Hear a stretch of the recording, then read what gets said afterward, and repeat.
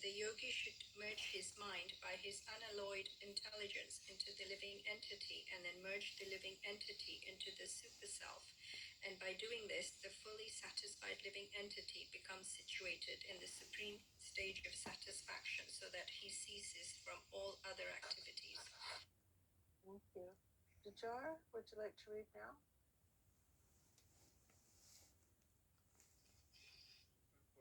So the mind are thinking, feeling, and willing. When the mind is materialistic or absorbed in material contact, it acts for material advancement of knowledge, destructively ending in discovery of nuclear weapons. But when the mind acts under spiritual urge, it acts wonderfully for going back home, back to Godhead, where life is complete bliss and eternity. Therefore, the mind has to be manipulated by good and unalloyed intelligence. Perfect intelligence is to render service unto the Lord. One should be intelligent enough to understand that the living being is, in all circumstances, a servant of the circumstances. Every living being is serving the dictates of desire, anger, lust, illusion, insanity, and enviness, all materially affected. But even when executing such dictations of different temperaments, he is perpetually unhappy. When one actually feels this and turns his intelligence to inquiring about it from the right sources, he gets information of the transcendental loving service of the Lord.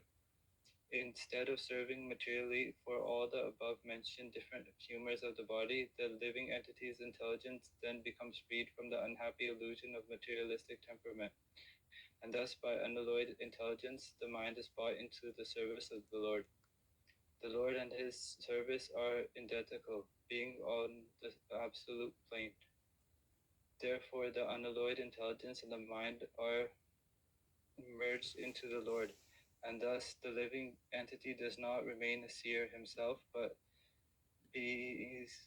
becomes seen by the Lord transcendentally.